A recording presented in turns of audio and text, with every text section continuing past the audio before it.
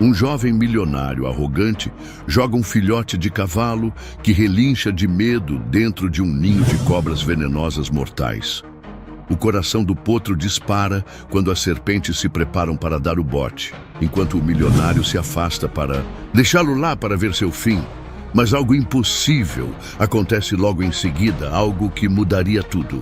Antes, se você, assim como nós, ama os animais, inscreva-se agora no canal para não perder nenhuma história emocionante. Obrigado. Vamos voltar à nossa história.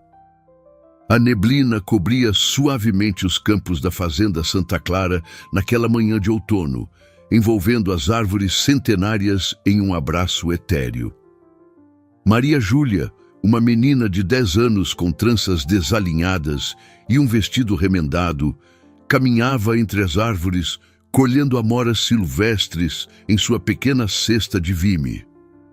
O orvalho molhava suas sandálias gastas, enquanto ela se concentrava em sua tarefa, sabendo que cada fruta significava um pouco mais de alimento para sua família.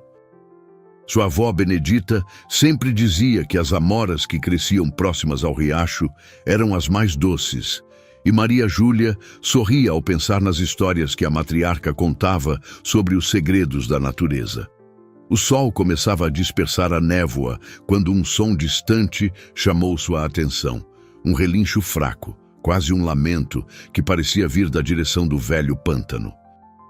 Maria Júlia parou, inclinando a cabeça para ouvir melhor.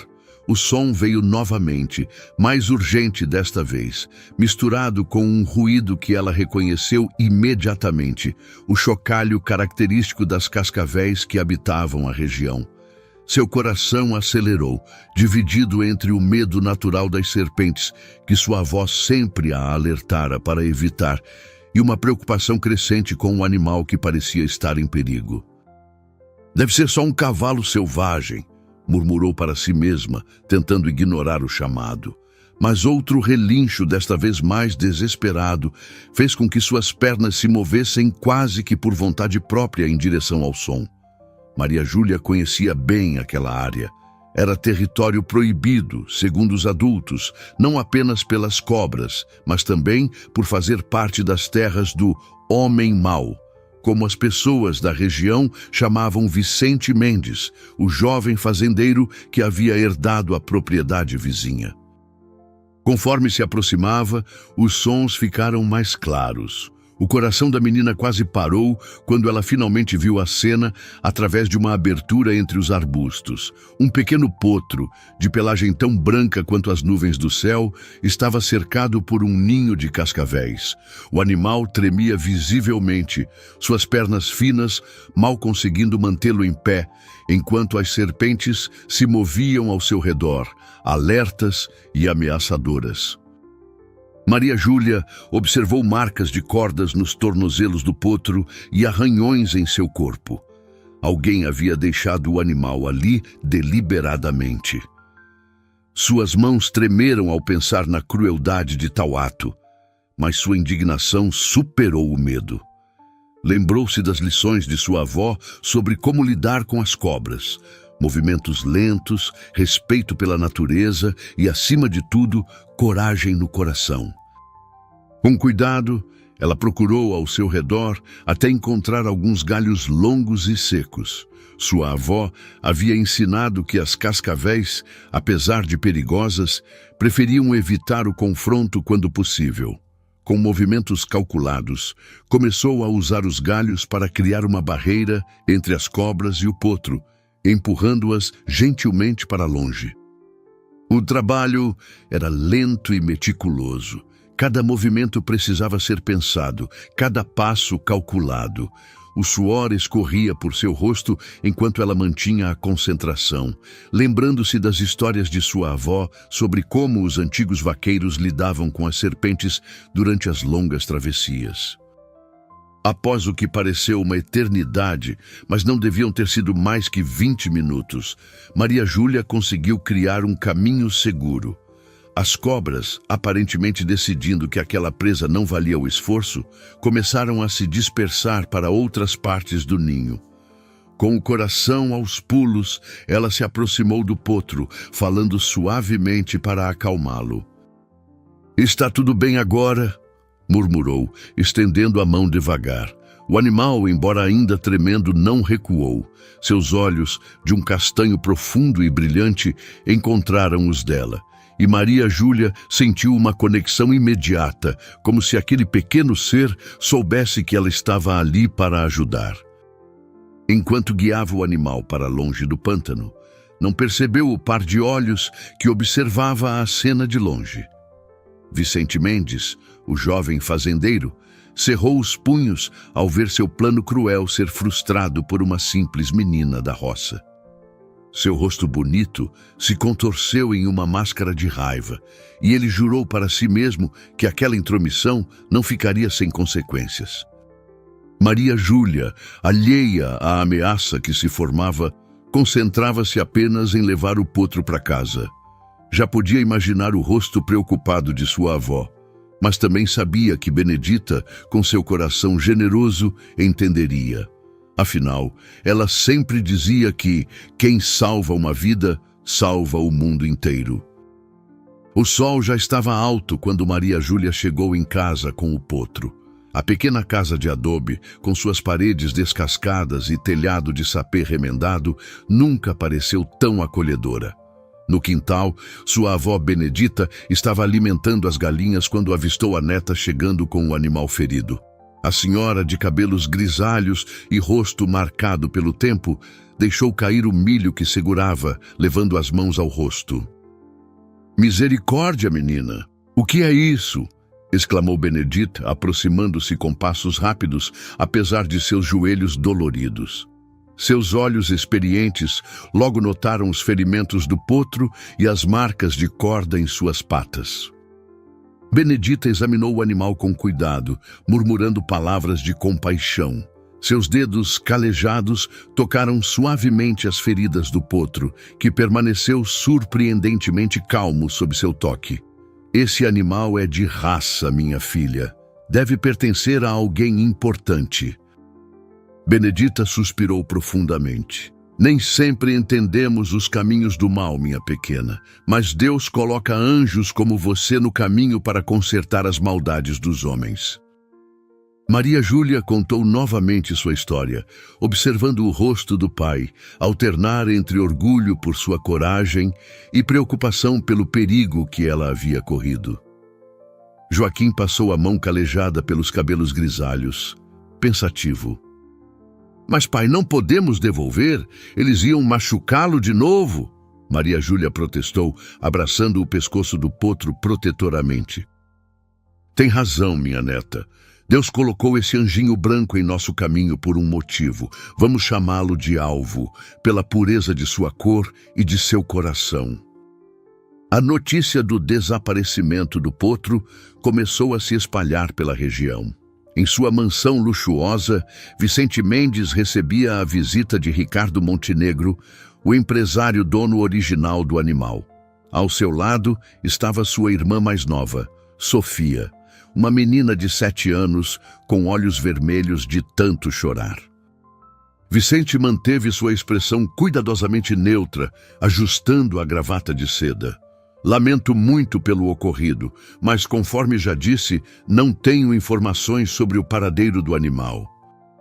No entanto, sua satisfação estava prestes a se transformar em fúria.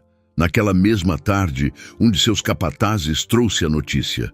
Uma menina pobre havia sido vista com um potro branco nos arredores da fazenda Santa Clara.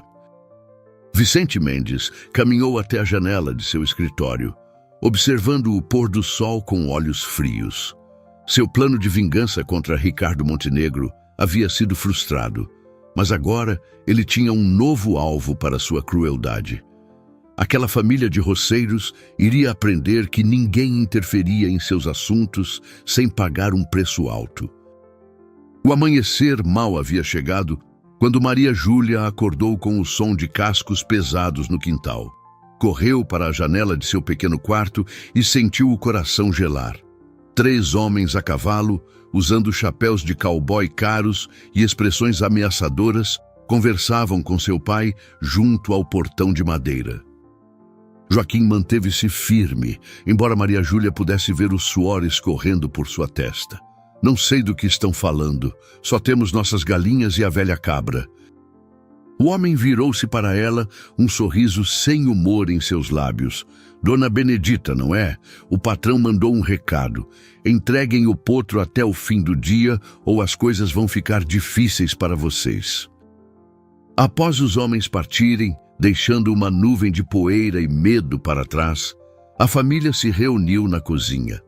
O café da manhã era simples, apenas pão velho e café ralo, mas ninguém estava com fome. Benedita, que mexia em seus potes de ervas medicinais, parou de repente. Tenho uma ideia. Rosa, minha comadre que trabalha na casa dos Montenegro, me contou que a menina Sofia chora todos os dias pelo sumiço do potro. Se pudéssemos fazer a informação chegar até eles... Um relincho suave veio do celeiro, seguido por um som de algo caindo. Maria Júlia correu para verificar e encontrou Alvo deitado na palha, tremendo de febre. As feridas em suas patas haviam piorado, adquirindo uma coloração preocupante. Mas como? Perguntou Maria Júlia, lágrimas escorrendo por seu rosto. Não temos dinheiro e se alguém descobrir... Rosa me contou sobre o potro, disse ela entrando no celeiro. Vim ver com meus próprios olhos. Sofia não come direito há semanas, preocupada com Alvo. Dona Helena se aproximou lentamente, seus olhos suavizando ao ver os cuidados que haviam sido tomados com o potro. Não, minha querida, vou ajudar. Conheço um veterinário discreto na cidade. Ele deve um favor à família Montenegro e não fará perguntas. Por quê? Respondeu Dona Helena, seu rosto endurecendo por um momento. Já vi Vicente Mendes fazer coisas terríveis antes. E porque Sofia precisa saber que existem pessoas boas neste mundo. Preparem tudo, ordenou ele, sua voz fria como gelo. Esta noite vamos fazer uma visita à fazenda Santa Clara. O veneno das cobras causou uma infecção séria, explicou o veterinário, aplicando uma injeção de antibióticos no potro. Se tivessem esperado mais um dia... Ele deixou a frase no ar, fazendo Maria Júlia abraçar o pescoço de Alvo com mais força. Dr. Torres sorriu gentilmente. Com os medicamentos adequados e seus cuidados, sim, você já fez um excelente trabalho até agora, pequena. As ervas que usaram ajudaram a retardar a infecção. Dona Helena empalideceu. Vicente Mendes, ele deve ter descoberto. Virando-se para o veterinário, acrescentou: Dr. Torres, o senhor precisa ir. Agora. Enquanto o médico partia pelos fundos da propriedade, o som de cascos se aproximava pela estrada principal. Maria Júlia sentiu seu coração acelerar ao ver as primeiras luzes de lanternas cortando a escuridão. Com lágrimas nos olhos, a menina guiou Alvo para o esconderijo. O animal, ainda fraco pela febre, seguiu-a obedientemente. Fique quietinho, sussurrou ela, acariciando seu focinho. Prometo que vou te proteger. Dona Helena rapidamente assumiu uma postura servil, como se tivesse acabado de chegar para uma visita casual. Senhor Mendes, que surpresa encontrá-lo aqui. Estava justamente conversando com Dona Benedita sobre suas receitas de doces. O jovem fazendeiro desmontou de seu cavalo, seus sapatos importados, levantando poeira ao tocar o chão. Seus homens começaram a se espalhar pela propriedade. No esconderijo, Maria Júlia abraçava Alvo, sentindo o coração do animal bater acelerado contra seu próprio peito. Podia ouvir os homens se movendo, derrubando coisas, procurando. Vicente, chamou Ricardo, sua voz carregada de autoridade. Que história é essa que anda circulando sobre você ter roubado meu potro? A tensão no ar era palpável. Os homens de Vicente pararam suas buscas, incertos sobre como proceder diante da presença dos Montenegro. Maria Júlia, ainda escondida com Alvo, prendia a respiração. Você não tem provas de nada, sibilou ele para Ricardo. E até onde sei, esta propriedade está em terras que me pertencem. Tenho todo o direito de investigar. Vicente Mendes encarou o envelope nas mãos de Ricardo Montenegro com uma mistura de desdém e preocupação mal disfarçada. A lua cheia iluminava o quintal da fazenda Santa Clara, criando sombras alongadas que dançavam nas paredes da casa simples. Ricardo abriu o envelope com calma estudada. Documentos muito interessantes que encontrei nos arquivos da prefeitura. Parecem ser os registros originais destas terras, datados de 1942. Ele removeu algumas folhas amareladas. Segundo estes papéis, a fazenda Santa Clara pertence legalmente à família de Joaquim. Foi uma doação formal feita pelo seu próprio avô, Vicente. Benedita deixou escapar uma exclamação de surpresa, enquanto Joaquim dava um passo à frente, confuso. Como assim? Sempre nos disseram que éramos agregados nestas terras.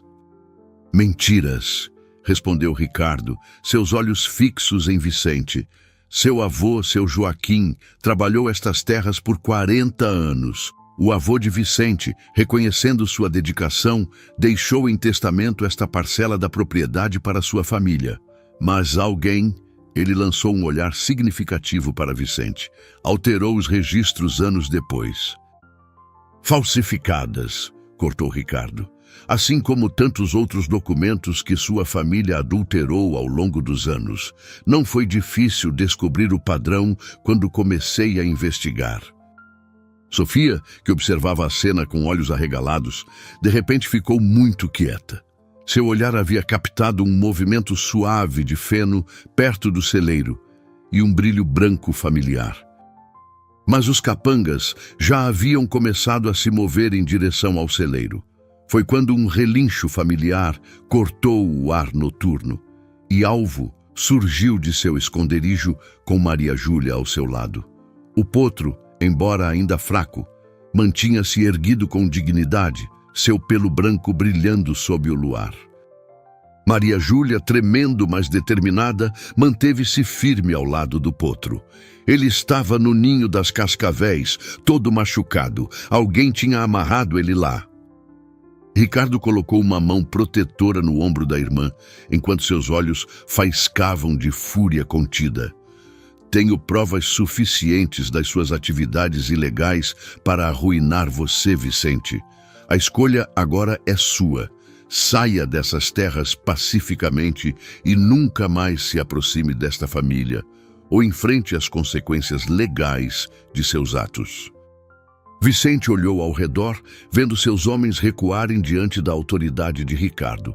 Dona Helena observava tudo com um sorriso discreto de satisfação, enquanto Benedita abraçava a neta protetoramente. Quando Vicente e seus homens partiram, deixando apenas uma nuvem de poeira para trás, Sofia finalmente se aproximou de Alvo. O potro a reconheceu imediatamente, relinchou suavemente e encostou o focinho em sua mão estendida. As duas meninas se olharam por um momento, tão diferentes em suas origens, mas unidas pelo amor ao mesmo animal. Maria Júlia sentiu um nó na garganta, sabendo que agora Alvo voltaria para sua casa original. A manhã seguinte amanheceu com uma luz diferente na fazenda Santa Clara. Joaquim contemplava os documentos que Ricardo Montenegro havia deixado, ainda tentando absorver a ideia de que aquelas terras sempre haviam pertencido legitimamente à sua família. Benedita preparava um café da manhã especial com os mantimentos que Dona Helena fizera questão de trazer na noite anterior. Maria Júlia estava no celeiro com Alvo, Sofia e o Dr. Torres, que havia retornado logo cedo para examinar o potro. As duas meninas observavam ansiosamente enquanto o veterinário checava os sinais vitais do animal. Sofia, que não desgrudava de Alvo desde que chegara com o irmão pela manhã, sorriu entre lágrimas. Ele sempre foi muito forte, desde pequenininho. Muito melhor, respondeu o Dr. Torres, Com mais alguns dias de tratamento, estará completamente recuperado. Joaquim começou a protestar, mas Ricardo ergueu a mão. É seu direito e faço questão que aceitem, mas também tenho outra ideia em mente. Ele sorriu, olhando para as duas meninas. Que tal transformarmos a Fazenda Santa Clara em um centro de equitação terapêutica? É um lugar onde cavalos ajudam pessoas a se recuperarem de problemas físicos e emocionais, explicou Ricardo. Poderíamos construir instalações adequadas, trazer mais cavalos e oferecer esse serviço para quem precisa. Sofia sempre quis trabalhar com cavalos, e você, Maria Júlia, tem um dom natural com eles. Eu posso ajudar com isso, ofereceu Dona Helena, que acabava de chegar. Antes de ser governanta, trabalhei por muitos anos com equitação terapêutica em São Paulo. Seria uma honra transmitir esse conhecimento. Ricardo sorriu. Na verdade, pensei em algo mais. Alvo poderia ficar aqui permanentemente como propriedade conjunta das duas. Afinal, ele deve sua vida aos cuidados de Maria Júlia, e Sofia é quem o conhece desde pequeno. Eu topo! Exclamaram as duas meninas em uníssono, fazendo todos rirem. Maria Júlia sentiu lágrimas de felicidade nos olhos. Vamos fazer desse lugar algo especial, prometo. Discretamente, ele fez um sinal para um de seus homens de confiança, que montava guarda próximo ao portão. Não permitiria que nada nem ninguém ameaçasse este novo começo. A Fazenda Santa Clara estava prestes a se transformar em um lugar de cura e esperança, e ele garantiria que assim permanecesse. As semanas seguintes trouxeram grandes mudanças para a Fazenda Santa Clara. Arquitetos iam e vinham, desenhando plantas para as novas instalações. Tratores começaram a preparar o terreno para as futuras baias e picadeiros. Maria Júlia e Sofia passavam cada momento livre, estudando livros sobre equitação terapêutica que Dona Helena lhes trazia. Numa tarde particularmente quente, enquanto as meninas praticavam técnicas de escovação em alvo, agora completamente recuperado, um carro desconhecido atravessou os portões da fazenda. Uma senhora elegante desceu do veículo, apoiando-se em uma bengala. Seus olhos azuis, emoldurados por rugas profundas, examinaram a propriedade com interesse. Helena, minha querida, sorriu a senhora. Quanto tempo? Dona Matilde sentou-se em um fardo de feno, seu rosto assumindo uma expressão distante. Conheço esta história melhor do que gostaria, minha querida, e está na hora de algumas verdades virem à tona. Há 40 anos, começou Dona Matilde, esta fazenda era conhecida como o lugar mais feliz da região. O avô de Vicente, Eduardo Mendes, era um homem bom, justo, que tratava seus funcionários como família. Seu melhor amigo era o avô de Joaquim, que cuidava desta parte da propriedade como se fosse sua. Ela fez uma pausa, suas mãos apertando a bengala. Eduardo tinha um filho, Augusto, pai de Vicente. Ele era diferente, cruel com os animais, violento com os empregados. Eduardo sofria muito com o comportamento do filho, especialmente depois que descobriu que Augusto estava envolvido em negócios ilegais. Foi quando Eduardo decidiu dividir a propriedade, continuou ela. Deixou em testamento esta parte da fazenda para a família de Joaquim como reconhecimento por décadas de dedicação. Mas na noite em que assinou os papéis, Augusto assumiu tudo, disse Dona Matilde, lágrimas nos olhos. Alterou registros, expulsou famílias, transformou um lugar de amor em um império de medo. E Vicente é exatamente como o pai. Porque eu era covarde, respondeu Dona Matilde. Eu sabia de tudo, mas tinha medo. Augusto ameaçou minha família se eu falasse algo. Depois que ele morreu, continuei em silêncio, esperando que Vicente fosse diferente. Mas quando soube o que ele fez com Alvo... Porque encontrei isso, disse Dona Matilde, retirando um envelope antigo de sua bolsa. O testamento original de Eduardo. Ele havia enviado uma cópia para meu falecido marido, seu advogado de confiança. Encontrei escondido em um fundo falso de uma gaveta antiga. Vicente Mendes estava parado ali, uma arma apontada para o grupo. Seus olhos brilhavam com uma fúria que lembrava terrivelmente seu pai. "Acabou, Vicente", disse Dona Matilde, levantando-se com dignidade. "Não vou mais permitir que esta história de crueldade continue." Ricardo Montenegro emergiu das sombras do celeiro, acompanhado por 2 policiais. Vicente girou rapidamente, mas antes que pudesse reagir, um dos oficiais já havia desarmado-o com um movimento preciso.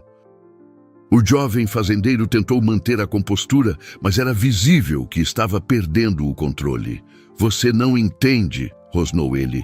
"Esta terra, todo este império, foi construído com sangue. Não vou deixar que destruam o legado da minha família." Maria Júlia, ainda abraçada a Sofia, observava a cena com o coração aos pulos. Alvo, inquieto, batia os cascos no chão do celeiro. A menina notou que o potro parecia querer se movimentar em uma direção específica. Alvo, quebrando as amarras que o prendiam, galopou em direção a Vicente. O potro não o atacou, simplesmente se postou entre ele e a saída, empinando majestosamente. O jovem fazendeiro, surpreso, tropeçou para trás e caiu, permitindo que os policiais o alcançassem. "Como sabia que ele viria?", perguntou Joaquim a Ricardo. Benedita, que observava tudo em silêncio, aproximou-se de Vicente enquanto ele era levado. "Sabe, meu jovem, sua família já teve muito mais que terras e dinheiro. Teve respeito, amor, gratidão. Espero que na prisão você aprenda o que seu avô já sabia, que a verdadeira riqueza está no bem que fazemos aos outros." Depois que os policiais partiram com Vicente, um silêncio pesado caiu sobre o celeiro. Foi Sofia quem finalmente o quebrou, correndo até Alvo e abraçando seu pescoço. Dona Matilde observava as meninas com o potro, um sorriso triste nos lábios. "Sabem", disse ela, "o avô de Vicente tinha um ditado: os cavalos são os espelhos de nossas almas. Eles refletem quem realmente somos." Ricardo reuniu todos em um círculo. "Temos muito trabalho pela frente. A transformação da Fazenda Santa Clara em um centro de equitação terapêutica é apenas o começo. Precisamos restaurar não apenas as estruturas físicas, mas também a confiança e a fé que foram quebradas ao longo destes anos." Joaquim e Benedita se entreolharam, orgulhosos de sua pequena Maria Júlia, que havia demonstrado tanta coragem e compaixão. A menina, por sua vez, não podia conter o sorriso ao pensar no futuro que se abria à sua frente. Alvo, como se entendesse a importância do momento, caminhou até o centro do grupo e ergueu a cabeça, seu pelo branco brilhando sob a luz que entrava pelas frestas do celeiro. Naquele instante, todos compreenderam que estavam testemunhando não apenas o fim de uma era de escuridão, mas o início de algo verdadeiramente especial. "Amanhã", disse Ricardo, "começaremos os preparativos para a reforma, mas hoje vamos celebrar a vitória do bem sobre o mal, da verdade sobre a mentira, do amor sobre o ódio." A manhã começou cedo na Fazenda Santa Clara, com o som de tratores e o vai e vem de trabalhadores. No antigo celeiro, agora limpo e organizado, Maria Júlia e Sofia estavam sentadas no chão de terra batida, rodeadas por livros e cadernos, enquanto Dona Helena explicava os princípios básicos da equitação terapêutica. "O mais importante", dizia a experiente instrutora, "não é apenas saber montar, é entender como o cavalo pode ajudar na cura das pessoas." Ela sorriu ao ver Alvo se aproximar curiosamente dos livros abertos. "Cada animal tem uma personalidade única e precisamos aprender a combiná-los com os pacientes certos." "É uma mistura de ciência e intuição", respondeu Dona Helena. Por exemplo, Alvo tem uma natureza muito gentil e paciente. Seria perfeito para crianças com medo ou pessoas que precisam recuperar a confiança. O som de um carro se aproximando interrompeu a aula. Pela entrada do celeiro, viram Dona Matilde chegando, acompanhada por uma senhora em cadeira de rodas. Ricardo Montenegro as ajudava a descer do veículo. A senhora, na cadeira de rodas, tinha um sorriso luminoso e olhos vivos, que pareciam enxergar além das aparências. Então este é o famoso Alvo, disse ela, observando o potro com interesse profissional. E estas são as jovens amazonas que ouvi falar tanto? Maria Júlia e Sofia se aproximaram timidamente. Dona Cecília as examinou com atenção carinhosa. Sabem, meninas, comecei este trabalho há 40 anos, quando ninguém acreditava que cavalos podiam ser terapeutas. Hoje, vejo centros como este se espalhando pelo país, transformando vidas. Não mais, respondeu Dona Cecília com um sorriso sereno. Um acidente me colocou nesta cadeira há 5 anos, mas continuo ensinando, porque aprendi que existem muitas formas de cavalgar. Algumas não precisam de sela ou rédeas.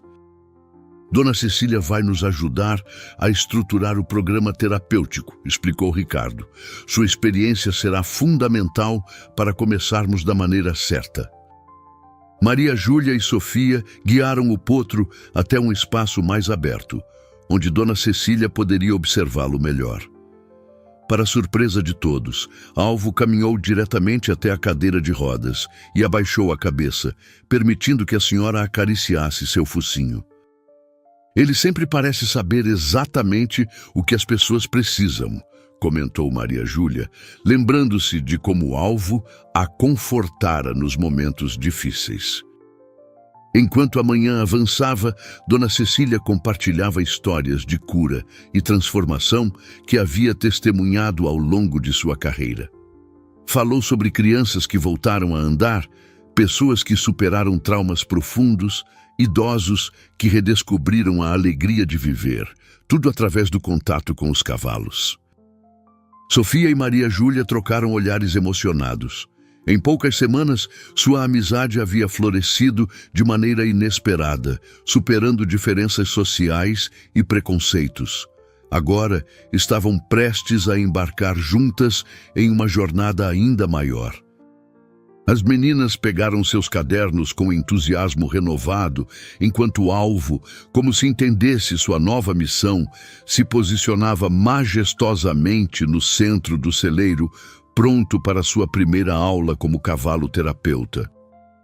Uma semana havia se passado desde a visita de Dona Cecília, e a fazenda Santa Clara pulsava com uma energia nova. O picadeiro coberto estava quase pronto, suas vigas de madeira robustas erguendo-se contra o céu azul do interior. Nas novas baias, 5 cavalos recém-chegados se adaptavam à rotina, seus relinchos amigáveis ecoando pela propriedade. Maria Júlia estava no pasto com Alvo naquela manhã de sábado, praticando os exercícios que Dona Helena havia ensinado. O potro, agora mais forte e saudável que nunca, respondia a cada comando com uma mistura de elegância e docilidade que impressionava a todos. Sofia, que acabava de chegar com uma cesta de maçãs frescas, sorriu ao ver a amiga trabalhando. As duas meninas haviam desenvolvido estilos diferentes de lidar com os cavalos. Maria Júlia tinha um dom natural para a comunicação silenciosa, enquanto Sofia se destacava na parte técnica da equitação. Maria Júlia parou o exercício, seu coração acelerando com a notícia. Já? Mas será que estamos preparadas? Dona Helena reuniu as meninas para uma conversa séria. Lembrem-se do que aprendemos. Nosso trabalho não é apenas sobre montar cavalos, é sobre criar um ambiente de segurança e confiança onde a cura pode acontecer. Tenho novidades também, disse ela, servindo a bebida. O pessoal da vila está comentando sobre o centro. Já tem uma lista de pessoas interessadas em trazer seus filhos. Maria Júlia sentou-se na grama, absorvendo todas as informações. Parecia que foi ontem que havia encontrado o alvo no ninho das cobras, assustado e ferido. Agora, estavam prestes a iniciar algo que poderia ajudar tantas pessoas. Dona Helena sorriu. É o poder da transformação. Quando as pessoas veem algo genuinamente bom acontecendo, querem fazer parte. Enquanto observavam o alvo saboreando a fruta, um carro familiar entrou na propriedade. Era Ricardo Montenegro, acompanhado por um senhor de idade que caminhava com dificuldade apoiado em uma bengala. "Doutor?", perguntou Maria Júlia, intrigada pela expressão. O veterano profissional passou a próxima hora examinando o alvo e os outros cavalos, fazendo anotações detalhadas e conversando com as meninas sobre suas observações. Sua presença trazia uma sensação de legitimidade ainda maior ao projeto. Ricardo, que havia permanecido em silêncio, observando tudo, finalmente falou. "Dr. Martins aceitou ser nosso consultor permanente.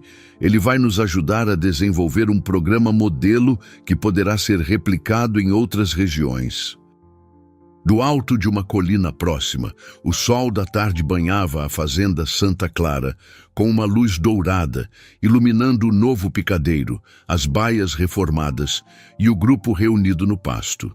Era uma cena de esperança e renovação, um testemunho vivo de como o amor e a dedicação podiam transformar um lugar de dor em um santuário de cura. A segunda-feira amanheceu com uma névoa suave, cobrindo a fazenda Santa Clara. Maria Júlia havia acordado antes do sol, nervosa com a chegada da primeira paciente. Encontrou Sofia já no estábulo, escovando o alvo com movimentos meticulosos. É o nome dela. Dona Cecília me contou mais detalhes ontem. Ela adorava dançar balé antes do acidente. Agora, mal consegue ficar em pé sozinha. "Respira fundo", sussurrou Dona Helena, que havia chegado silenciosamente atrás das meninas. "Lembrem-se, precisamos transmitir calma e confiança." Maria Júlia e Sofia se apresentaram e logo começaram a contar a história de como o alvo havia sido resgatado. Aninha ouvia fascinada, especialmente a parte sobre como o potro havia superado seus próprios ferimentos. Dona Cecília observava a interação com um sorriso conhecedor. "Aninha, que tal conhecermos alvo mais de perto?" Seguindo as orientações de Dona Helena, começaram com exercícios simples. Aninha primeiro apenas tocava alvo, sentindo sua respiração, seu calor. Depois, com ajuda, ficou ao lado dele, apoiando-se levemente em seu corpo. A sessão continuou com Aninha sendo colocada sobre alvo, inicialmente apenas sentada, enquanto o cavalo permanecia parado. Maria Júlia segurava as rédeas, enquanto Sofia caminhava ao lado, garantindo a segurança da menina. Com passos suaves e cuidadosos, alvo começou a caminhar pelo picadeiro. O rosto de Aninha se transformou. O medo deu lugar a uma expressão de pura alegria. Por alguns momentos mágicos, ela não era mais uma menina limitada por um acidente, mas uma amazona livre, cavalgando com o vento. Ao final da sessão, quando Aninha foi ajudada a descer, ela abraçou o pescoço de alvo. "Obrigada", sussurrou no ouvido do cavalo. Depois, para surpresa de todos, deu 2 passos sem suas muletas antes de precisar de apoio. Algo que não conseguia fazer há meses. Maria Júlia e Sofia trocaram olhares emocionados. Seu sonho de ajudar pessoas através dos cavalos estava se tornando realidade e era ainda mais bonito do que haviam imaginado. O escritório improvisado na antiga casa da fazenda estava tenso. Ricardo Montenegro passava a mão pelos cabelos grisalhos enquanto explicava a situação para o grupo reunido. "Significa que ele não tem mais nada a perder", respondeu Dona Helena. "E pessoas assim são as mais perigosas." As semanas seguintes foram de apreensão constante. mas pacientes chegavam à fazenda, crianças com autismo, idosos em recuperação de AVC, veteranos com PTSD. O trabalho continuava transformando vidas, mas havia uma sombra pairando sobre tudo. O pânico foi instantâneo. O vento forte espalhava as chamas rapidamente em direção aos estábulos.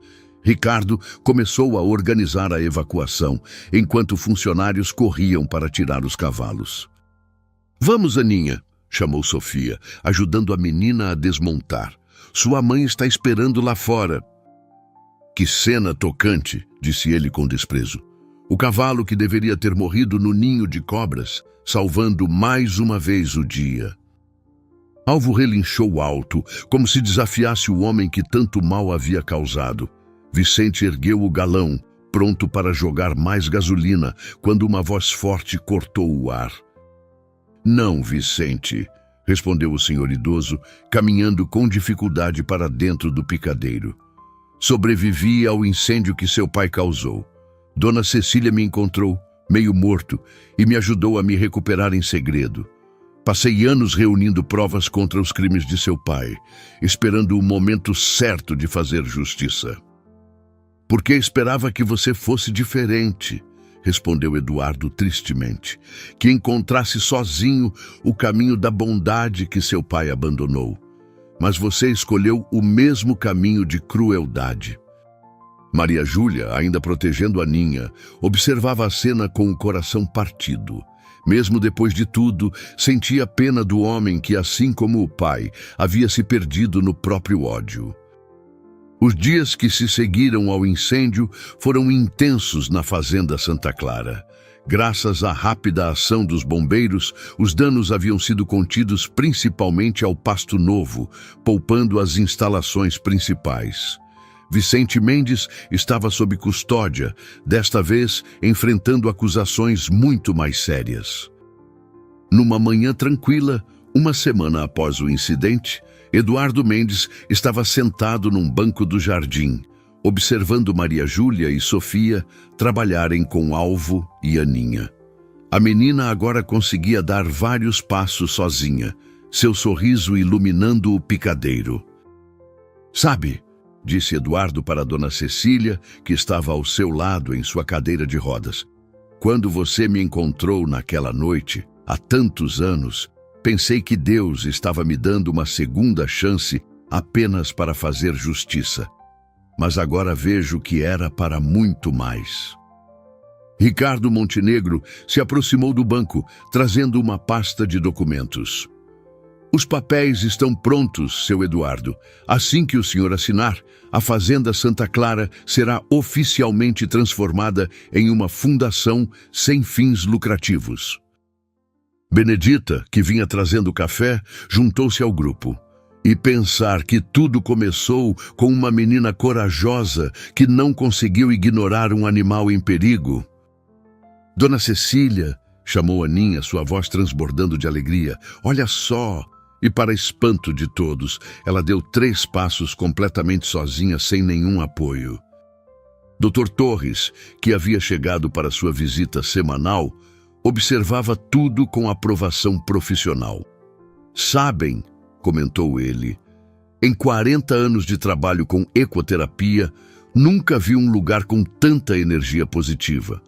É como se cada canto desta fazenda estivesse impregnado de cura." Ricardo consultou seu relógio. "Está na hora. O juiz nos espera para a audiência de Vicente." Maria Júlia e Sofia guiaram o Alvo de volta ao estábulo, agora totalmente reformado e adaptado para as necessidades do centro terapêutico. Nas baias vizinhas, outros cavalos aguardavam sua vez de ajudar a transformar vidas.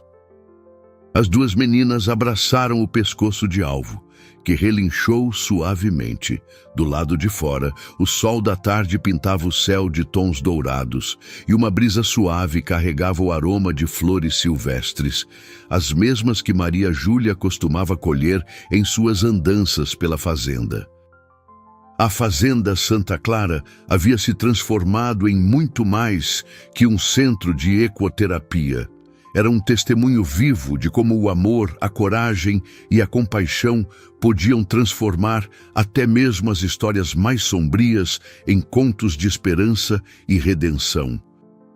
Um ano havia se passado desde o dia do incêndio. A Fazenda Santa Clara, agora oficialmente a Fundação Alvo, estava irreconhecível. Os antigos pastos haviam dado lugar a modernos picadeiros, jardins sensoriais e áreas de convivência. No estábulo principal, uma placa dourada contava a história do potro branco que havia inspirado tudo aquilo. Era um domingo especial, o primeiro aniversário da fundação. Dezenas de famílias enchiam o pátio decorado com flores e fitas coloridas.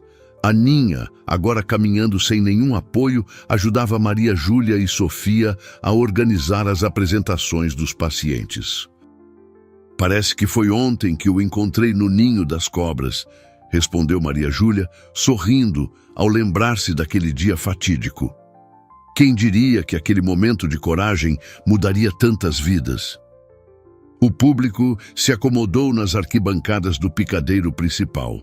Eduardo Mendes, apoiado em sua bengala, subiu ao pequeno palco improvisado. Ao seu lado, Ricardo Montenegro e Dona Matilde sorriam orgulhosos. Uma apresentação especial começou. Aninha, vestida com um colã de balé cor-de-rosa, dançava ao lado de Alvo, que se movia em perfeita sintonia com seus passos. Outras crianças se juntaram a ela. Um menino autista que agora conseguia se comunicar, uma senhora que havia recuperado os movimentos após um derrame, um veterano que voltara a sorrir. Benedita, sentada na primeira fila, enxugava as lágrimas enquanto assistia à apresentação. Ao seu lado, Joaquim segurava sua mão, orgulhoso da filha que haviam criado. "Meu neto descobriu sua própria forma de cura", continuou Eduardo. "Ele está usando sua experiência para ajudar outros detentos a encontrarem paz através do cuidado com os animais. E expressou o desejo de um dia, quando possível, vir aqui pedir perdão pessoalmente a cada um que magoou." Dona Helena se aproximou das meninas com uma surpresa: certificados de conclusão do curso de terapeutas equinas. "Vocês não são mais apenas aprendizes", disse ela com orgulho. "São profissionais formadas e, mais importante, são exemplo do que este lugar representa." A celebração continuou pela tarde. Famílias compartilhavam histórias de superação, crianças corriam pelos jardins e os cavalos recebiam carinho de todos os lados.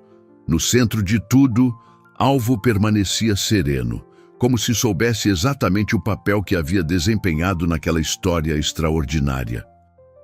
Ao pôr do sol, quando a maioria dos convidados já havia partido, Maria Júlia e Sofia levaram Alvo para um último passeio pelo pasto. O mesmo pasto onde um ano antes haviam enfrentado o fogo e o medo. Maria Júlia abraçou o pescoço de Alvo, sentindo seu calor familiar.